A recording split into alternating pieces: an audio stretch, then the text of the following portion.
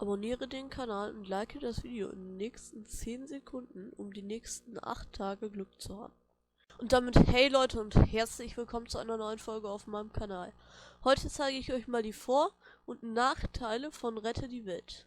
Fangen wir erstmal mit den Vorteilen an.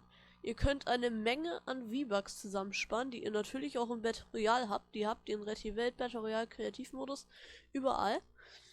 Es gibt Missionen. Die könnt ihr hier einfach überall antippen. Mit dem Controller zeige ich gleich auch nochmal, wie es geht.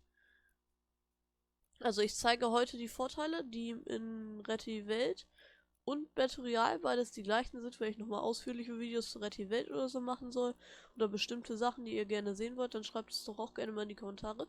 Hier gibt es jetzt zum Beispiel nur die Mondtickets, aber das wäre nochmal was anderes, was nur in Rette die Welt ist und sowas.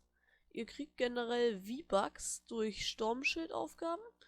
Da werde ich euch aber nochmal gleich erklären, was das ist. Hier steht auch, schließe Sturmschildverteidigung 9 in Heimatbasis ab. Dann gibt es hier tägliche Aufträge, da kriegt ihr auch meistens 50 V-Bucks. Zum Beispiel hier jetzt entdecke Industriellbaustellen in der erfolgreichen Mission. Ihr könnt entweder den Auftrag austauschen. Das bedeutet, ihr kriegt dann einen neuen Auftrag oder Auftrag verfolgen. Dann wird euch das auf der Map angezeigt. Aber das ist wie gesagt schon wieder etwas anderes.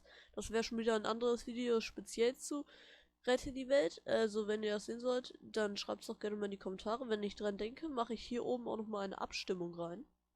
Ihr könnt hier allerdings auch nur maximal 3 tägliche Aufgaben haben. Es wäre zum Beispiel ziemlich einfach, erledige 300 Hunde der erfolgreichen Mission mit einer Pistole. Da würde ich einfach alle Gegner mit Pistolen abschießen, denn hier gibt es ja auch verschiedene Pistolenwaffen. Aber das wäre dann auch schon wieder was anderes, Leute. Ich baue 4 Radarentürme und sowas, das ist alles ziemlich einfach.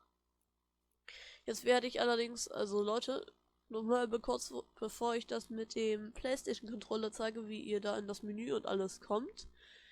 Wenn ihr eine Aufgabe fertig habt, steht hier abgeschlossen und dann kriegt ihr den nächsten Tag eine neue. Allerdings, wenn ihr hier schon 3 stehen habt, bleiben die auch da, bis ihr wieder eine erledigt habt. So, auf der PlayStation kommt ihr in dieses Menü mit dem R3-Knopf. Das bedeutet mit dem Steuerknüppel. Rechts müsst ihr einfach raufdrücken, dann könnt ihr ganz normal runterscrollen und alles. Und so weiter. Hier gibt es eigentlich, darunter gibt es nicht mehr so viel V-Bucks, aber gibt es auch immer mal wieder, zum Beispiel wieder 30. Das sind die Sachen, die man generell einfach immer nebenbei macht, zum Beispiel schließe 12 Missionen ab. Oder hier wieder schließe Sturmschildverteidigung 2 ab. Das sind die ganzen Aufgaben übrigens, die man schon fertig hat. Ja.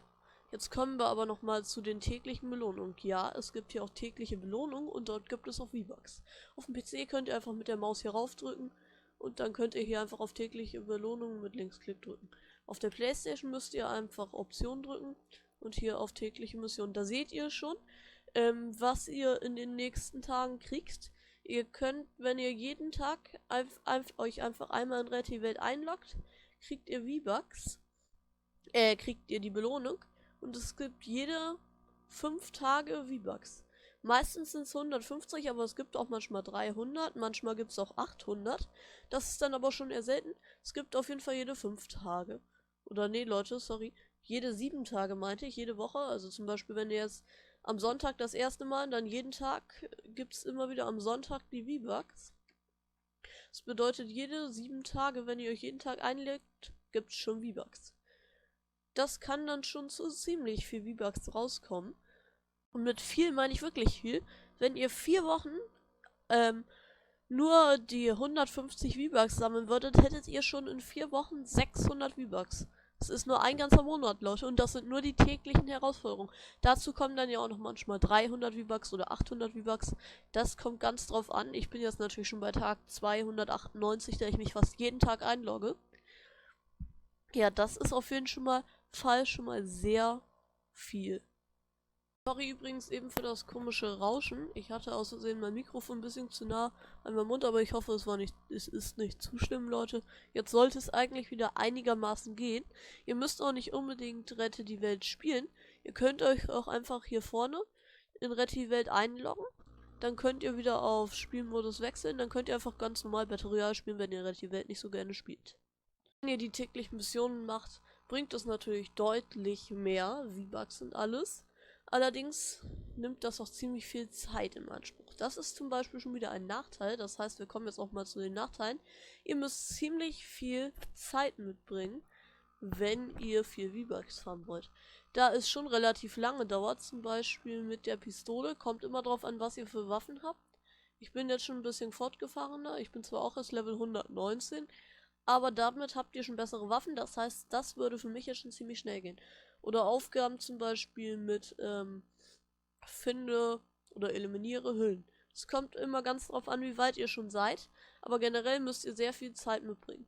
Pro Tag, wenn ihr immer eine tägliche Aufgabe machen wollt, müsst ihr schon bestimmt so 1,5 bis 2 Stunden Spielzeit mitbringen. Das ist ein großer Nachteil. Und es gibt noch einen Nachteil: wenn ihr nicht viele Freunde habt, die gerne Red Welt spielen, wird es schwierig, ihr könnt euch zwar absprechen, aber wenn ihr zum Beispiel nicht mit Fremden redet, wird es ziemlich schwierig, da ihr nicht gut alleine gegen die Hüllen ankommt. Und wenn ihr euch nicht richtig absprechen könnt, wird es schwierig. Man kann es zwar hinkriegen, keine Frage, aber es wird ziemlich schwierig.